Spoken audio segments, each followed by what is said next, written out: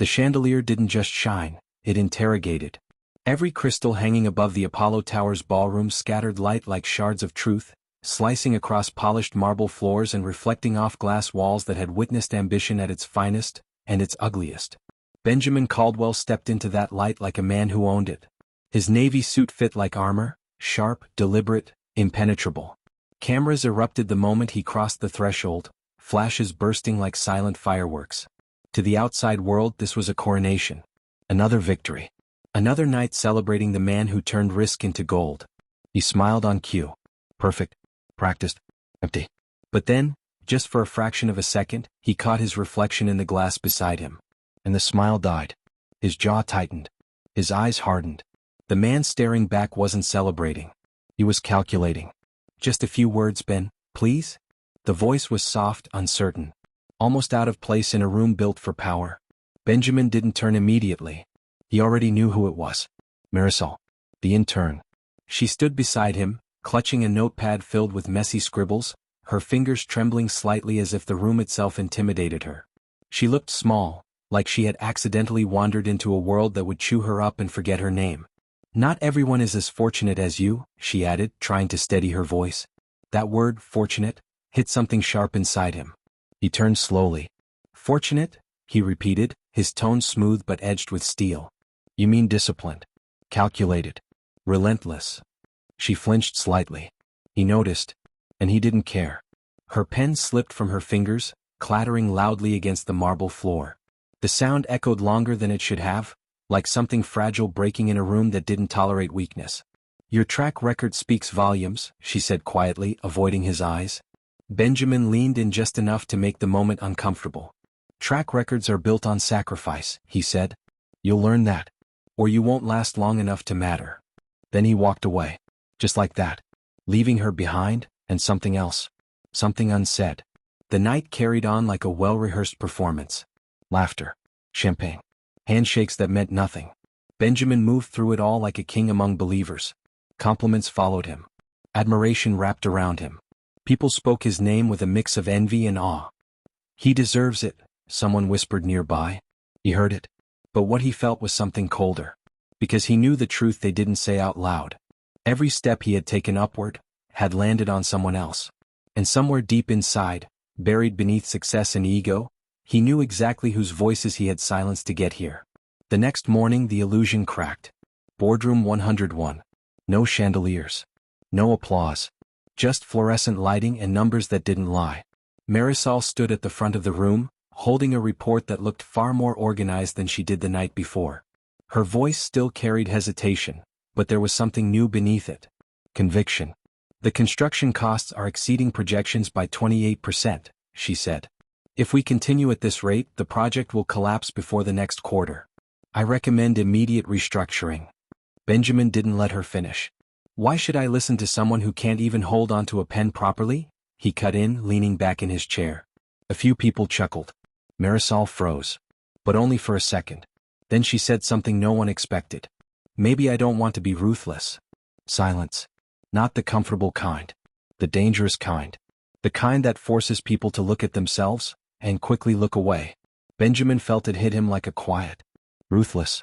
The word echoed in his mind longer than it should have. For a brief, fleeting moment, he remembered something. A version of himself that once believed in lines you didn't cross. But that version was gone. Or at least, that's what he told himself. Then you're in the wrong room, he said calmly. And probably the wrong career. Laughter followed. Louder this time. Crueler. And just like that, the moment died. Or so he thought. Weeks passed. Success continued, but it felt different. Sharper. More fragile. Decisions were made faster. Risks taken more aggressively. Regulations bent, then quietly ignored. Benjamin told himself it was necessary. He always did. The ends justify the means. They always had. But Marisol's voice lingered. Not loud. Not persistent. Just enough to be annoying. Like a thought you can't fully silence. Then the storm hit. It didn't knock. It exploded. Headlines flooded the media overnight. Allegations of misconduct, environmental violations, financial manipulation. Caldwell Company wasn't just under scrutiny. It was under siege. Emails poured in. Calls went unanswered. Investors grew restless. And for the first time in years, Benjamin Caldwell felt something unfamiliar. Fear. The emergency board meeting was chaos. Voices overlapped. Accusations flew. Confidence evaporated. Benjamin paced the room trying to maintain control, but it was slipping through his fingers like sand. Then, the door opened, and everything stopped. Marisol walked in. But she wasn't the same person. No trembling hands. No uncertain voice. She carried a file. Thick, precise, devastating. She placed it on the table without a word. "This is everything," she said calmly. "Every violation. Every falsified report.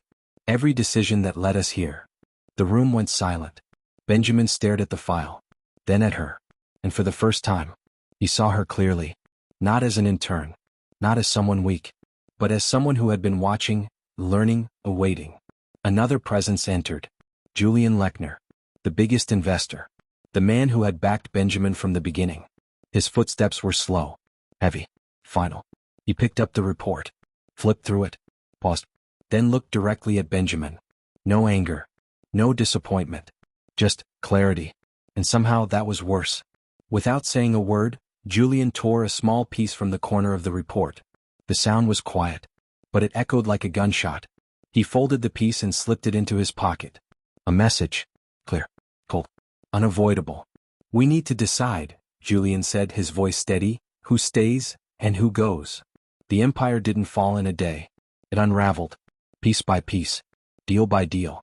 Trust by trust. Benjamin watched it happen from the inside, powerless to stop it.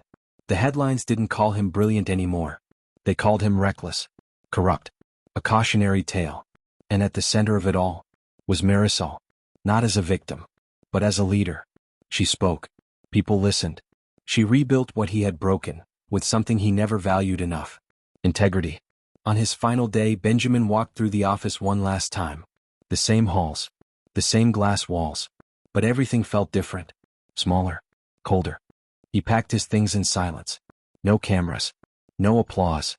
Just the quiet weight of consequences. As he turned to leave, he saw her. Marisol. Standing where he once stood. Strong.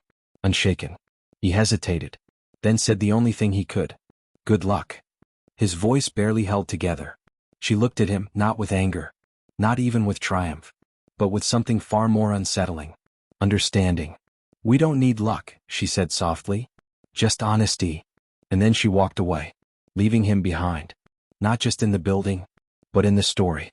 Because the truth he couldn't escape was this. He didn't lose everything in a single moment. He built his downfall decision by decision. Word by word. Dismissal by dismissal. And now, he wasn't the hero anymore. He was the lesson.